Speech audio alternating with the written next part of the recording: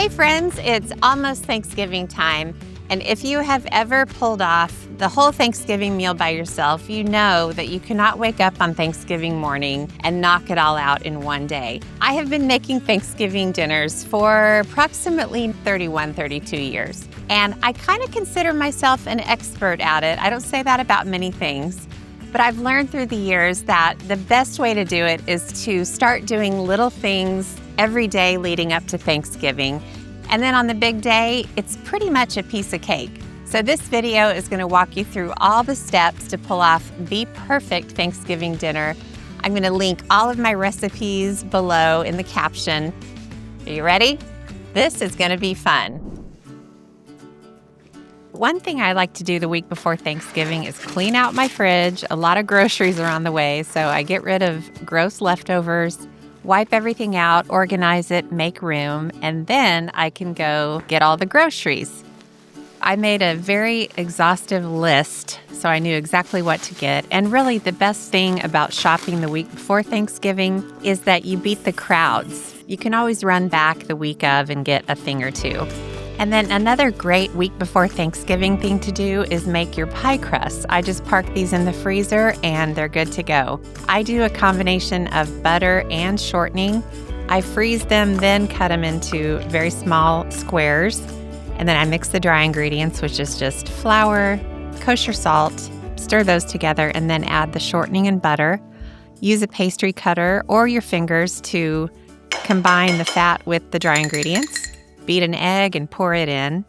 Then I add some white vinegar, or you can do vodka if you're into that kind of thing, and ice cold water.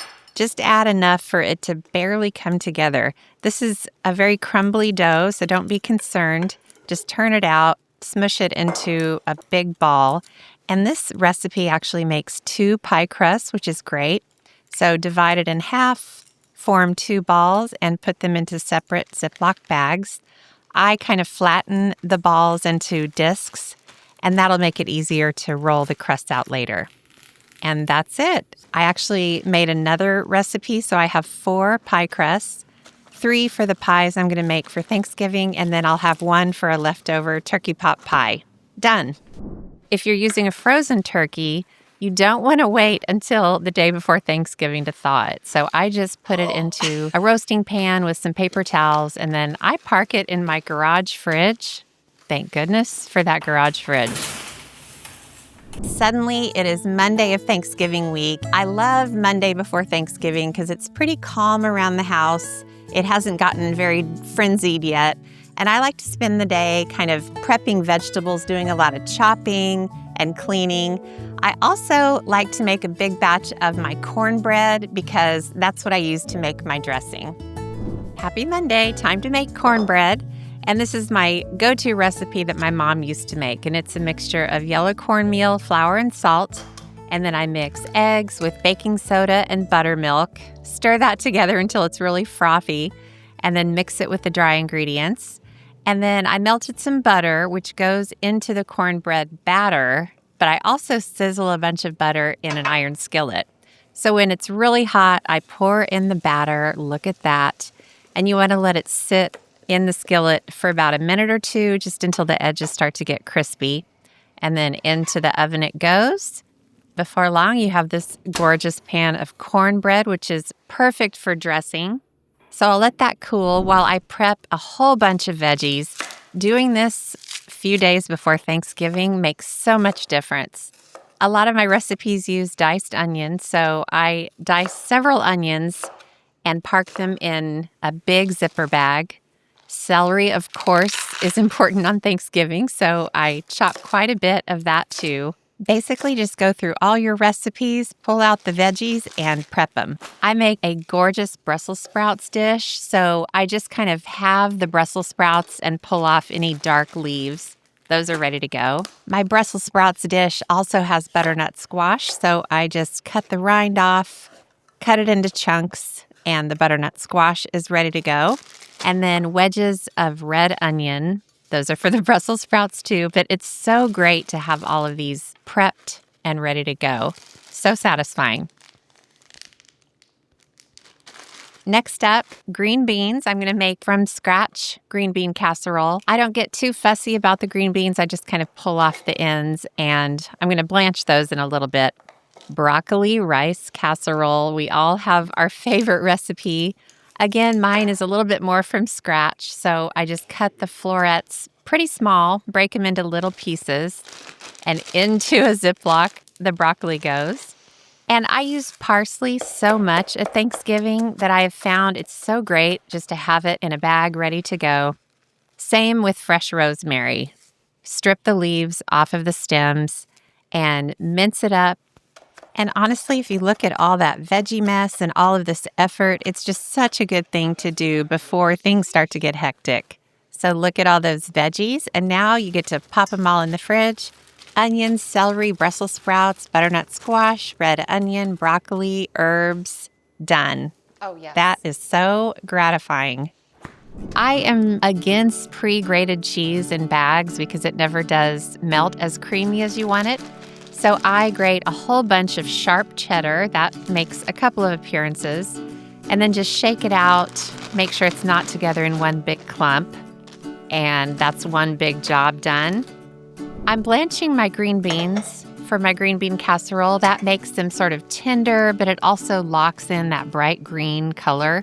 Dump the green beans into boiling water. Let them go for 2 to 3 minutes until the color is just as green as you've ever seen.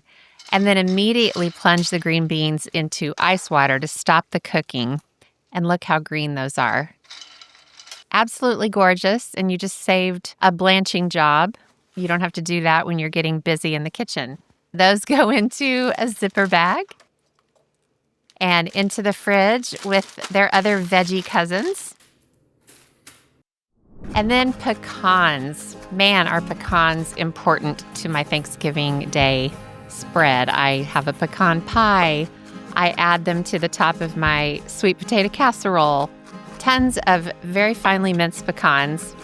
And you can do this in the food processor, but I think chopping by hand always results in a better texture.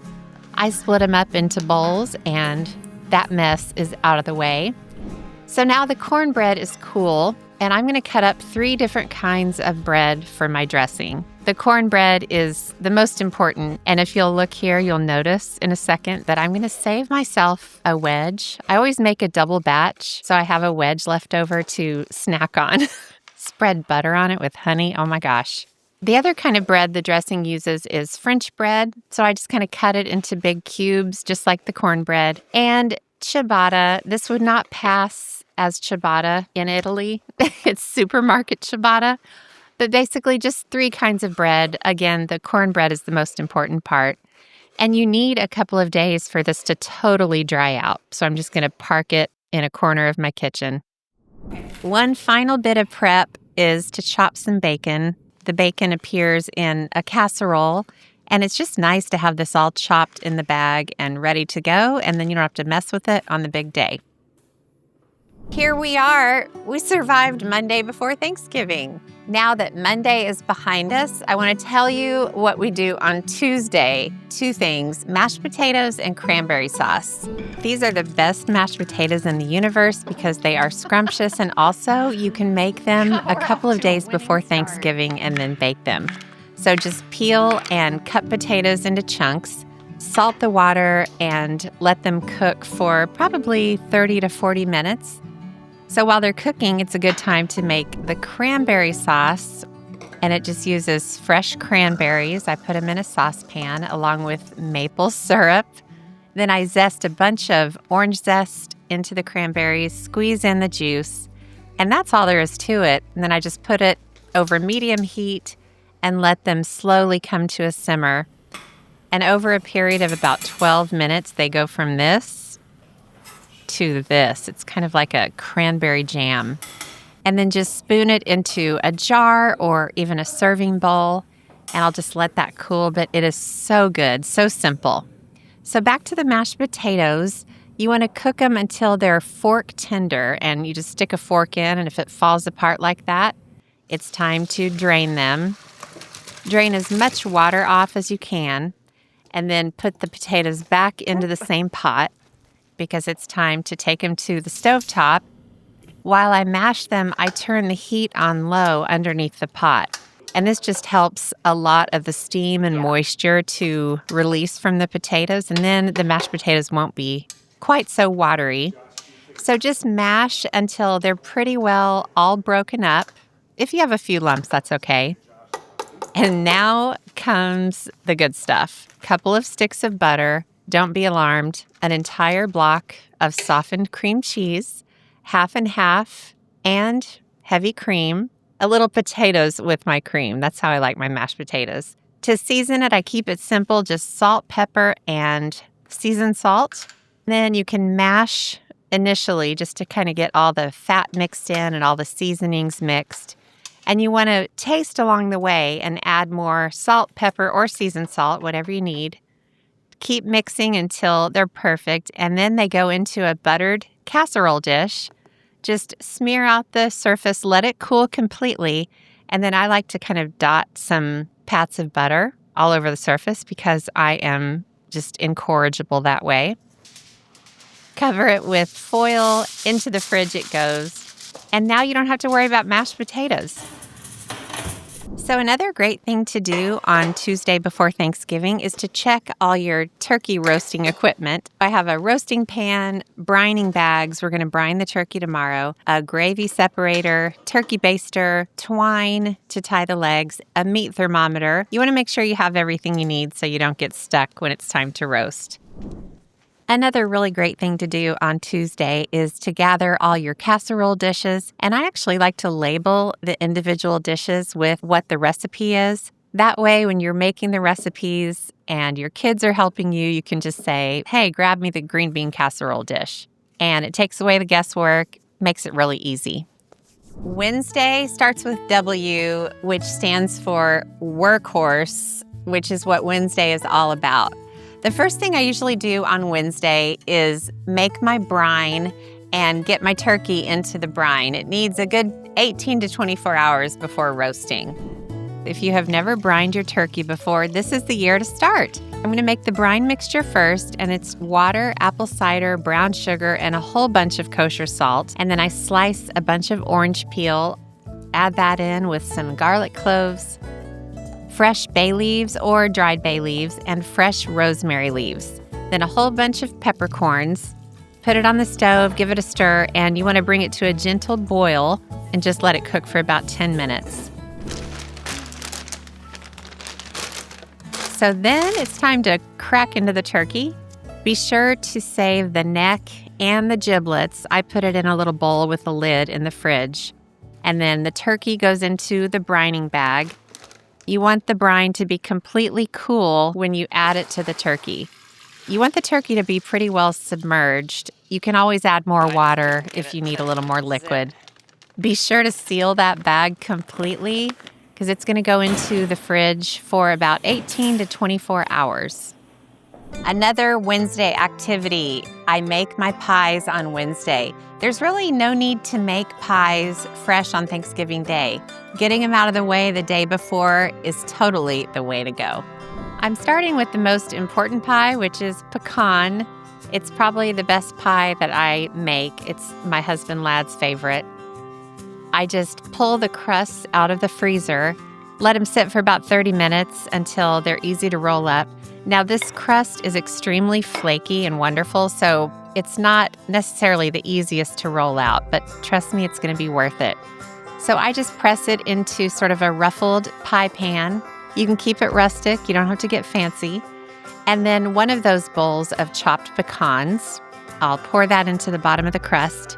And then comes this sticky, delicious concoction, which is corn syrup, white sugar, brown sugar, and beaten egg. So pour that in. And then you want quite a bit of vanilla bean paste or vanilla extract and a good amount of melted butter. So mix all that together, pour it over those chopped pecans. Then it goes onto a sheet pan to catch any mess. I like to cover the pie really lightly with foil for the first 30, 40 minutes or so, just to keep the top from getting too brown. Then I pull the foil off and let it finish baking, and look at that beauty. Oh my gosh. I've got to hide that from Lad. The second kind of pie I'm going to make is my current favorite apple pie recipe. I start with a mixture of apples. I do Granny Smith, Honeycrisp, and Gala. And then I mix cornstarch and sugar with spices like ginger and cinnamon, all the good stuff. Some salt, stir that together, and then I'm going to head over to the stove. Not all of my apple pie recipes cook the apples, but it really turns out great for this pie. I reduce some apple cider and then add a bunch of butter, brown sugar, and lemon juice. And I cook this until it turns into a really kind of caramel-like mixture. Then the apples go in. I barely fit them all. And just slowly cook the apples until they're pretty tender but still kind of holding together. And then the sugar and spice mixture goes in with vanilla. Cook until the apples are totally coated. I want to cool the apples, so I'll just spread them out on a sheet pan to do that. Delicious. I put another pie crust into a pie pan, sprinkle over flour and sugar, which is a great trick. And then I mound those apples into the pan. I'm going to get them all in there. This is a very, very mounded apple pie, and it has a top crust. So just add the top crust. And again, you can be rustic. I always am. Just trim off the excess, tuck the top crust under the bottom crust, and then use whatever edge technique you like. You can use a fork if you like that instead. Cut a vent, brush the top with egg, and sprinkle it really generously with turbinado sugar. I love that. It gives it a nice little crispy surface. Into the oven it goes, and then you have to see this gorgeous, gorgeous pie. Oh my gosh, one of my favorites. Pies are out of the way. So on Wednesday, I like to put together as many casseroles as I can. The ones that can sit overnight in the fridge, it's really good to get those out of the way. I'm going to start with my go-to green bean casserole. I'll cook some onion and bacon together, add some garlic. So I'll cook it until the bacon is just about halfway done. I remove it to a plate, and then I add butter to the pan, lots of butter this Thanksgiving, and I'll make a roux with flour. Cook it for a bit, then add chicken broth and whole milk. Then I'll let this bubble, season it with salt and pepper and cayenne, and this will turn into a nice white sauce. So I'll add cheddar, and then the bacon and onions go back in with a jar of pimentos, little throwback there. And then I dump the green beans, which I blanched a few days ago, into the casserole dish and just pour this sauce right over.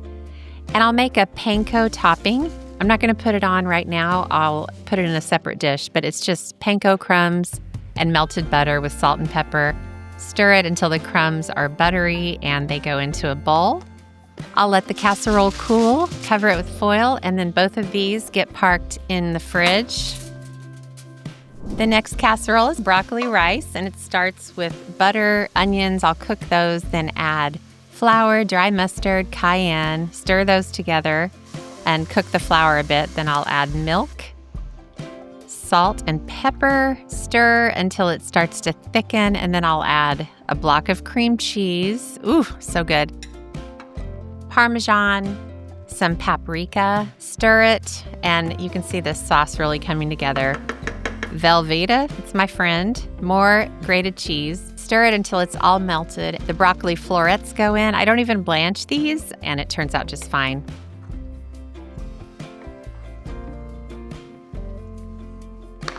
The rice is sort of incidental here. I'm using brown rice, and I just layer it with the broccoli sauce. Do another layer of rice, another layer of sauce, and keep going until you end with a gorgeous broccoli cheese layer. Top it with more cheese. Let it cool. Cover it with foil. That fridge is getting beautifully full. Now, sweet potato casserole, not the most popular in my house, so I make a pretty small portion of it. Starts with baked sweet potatoes, a ton of sugar, milk, egg, vanilla, plenty of salt because it's pretty sweet. Then mash all this together and you have this beautiful kind of rustic sweet potato mixture. And this is topped with sort of a streusel topping. pecans, flour and brown sugar, butter, and cut all that together, top it, and then cover it and into the fridge.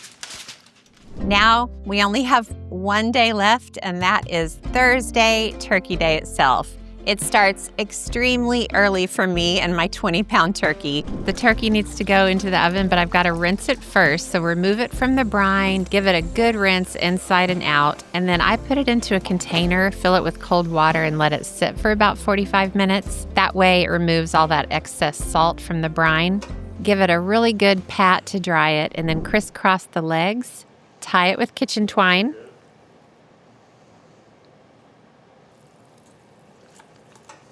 I tuck the wings under.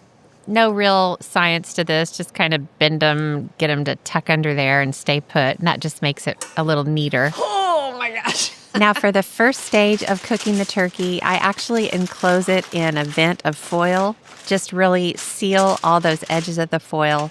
And it goes into a 275-degree oven for about 2.5 hours. I'm going to need a citrus butter to smear all over the turkey when it's through with the first stage. So I'll cut some peel off of an orange, slice it really thin, add it to a bowl with butter and rosemary, salt and freshly cracked pepper, and smush and mush that together. And you can just kind of let that sit on the counter. Good time for me to go change my clothes. It might be my last chance. Now, real talk here. When it comes to dinner rolls, feel free to make your own homemade dough, but I absolutely love these frozen, unbaked dinner rolls. They really do taste close to homemade, especially after I doctor them. I smear butter into just glass baking dishes, lay the rolls with a little space in between, spray plastic wrap, and then just set them in a warm place. They need to rise for about 4 hours. Remember the giblets that we pulled out of the turkey and the neck? Put them into a medium saucepan and cover them with water, and then bring them to a gentle boil and let them simmer for an hour or so. These will be for the gravy. Everybody has their favorite Thanksgiving meal element. I think mine has got to be dressing or stuffing. The dressing is incredible. Starts with butter. I told you I used a lot of butter on Thanksgiving. And I'll add a bunch of the onion that I chopped, a bunch of that celery. Cook until it starts to soften, add salt and pepper, stir a little bit more, and then add a whole bunch of chicken broth or turkey broth, whatever you have. A bunch of parsley goes in with some ground thyme, some dried basil, little bit of turmeric just for color, and then stir this just to get the flavors to combine for a bit. Then you can turn it off. Meantime, all of that dried bread, listen how crispy it is, goes into a huge bowl. I'll add about half of the broth and veggie mixture. And this is sort of a process. You want to stir, gauge the moisture that you want. I like my dressing to be pretty moist.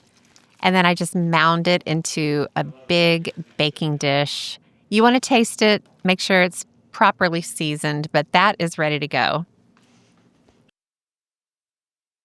So now it's time for the second phase of the turkey. Pull it out of the oven, remove the foil, and then grab that delicious citrus butter and make a complete mess. This is a good time to stick the meat thermometer into the turkey, and then it goes into the oven. The heat gets raised to 350, and now it's really go time. We need to remove all of the casseroles from the fridge hour and a half before they go into the oven. This way they'll come to closer to room temperature and they won't be cold in the middle.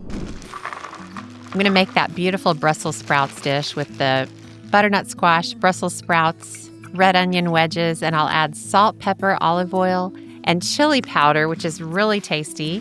So this goes in to roast. And this is truly one of my favorite side dishes. All right, so now it's the moment of truth. It's time for the turkey to come out of the oven. The thermometer reads about 165, and look at that glorious bird. You can sort of see that citrus peel on the outside. Carefully kind of drain all the juices out of it. I like to just set it onto a board, cover it with foil so it stays warm, and put it out of the way. Now, oven space can sometimes be an issue on Thanksgiving, so At any time, you can kind of get the casseroles ready and stagger the baking of them. Some casseroles can be baked earlier and then just covered and kept warm.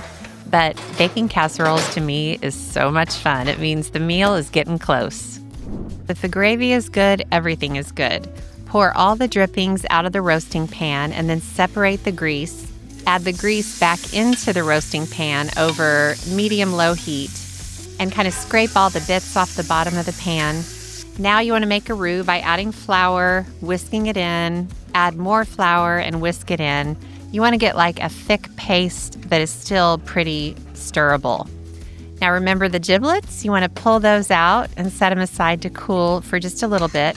And I'll use some of this giblet water, so keep it handy. That roux is coming along, but look at it now. You want to get it to that deep brown color that looks like caramel. And then you add a bunch of low-sodium chicken broth.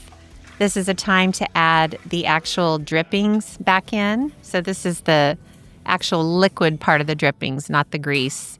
And they add so much flavor. Chop the giblets, pick all of the meat off of the neck. All of that goes into the gravy. Oh my gosh, this is truly my favorite part of Thanksgiving. If it gets too thick, just add some giblet water. Add salt and pepper. Be sure to taste along the way, and you want to just cook it until it's nice and thick and perfect. Now, when it comes to carving the turkey, I like to recruit somebody to do it because it's my least favorite task on Thanksgiving. So ask your Uncle Leroy or your friend Trey. Everyone should have a friend Trey, and they can arrange it on a platter. I like to add orange slices and parsley. And the last thing I bake are the rolls. So they're nice and puffy by now, and I brush them with butter, sprinkle on rosemary and sea salt, and they go in. And while the rolls are baking, I'll finish the Brussels sprouts, and I pile them on a platter with balsamic glaze and pomegranate seeds. The rolls are ready. So I do another little brush of butter because I haven't used enough butter in this meal. They go into a little bread basket. And guess what? It's time to lay everything out, and this is so much fun. So the turkey, cranberry sauce, mashed potatoes, dressing, bunch of gravy, the broccoli rice casserole, the beautiful Brussels sprouts, green bean casserole, sweet potatoes, rolls, pies. Now all I need is my family, bunch of plates. Forks would be nice. I'll show you how I build my plate. I get a little bit of everything. Oh my gosh. The gravy, look at that. It's the perfect consistency. That broccoli rice, those Brussels sprouts, the green beans. My goal is to get to a point where I almost need a second plate. The pies look incredible. Honestly, you cannot beat this Thanksgiving meal, and it's amazing how easy it was to pull together just by doing a little bit each day. Well, happy Thanksgiving, friends. I hope you had fun. I sure did. Love ya. Bye.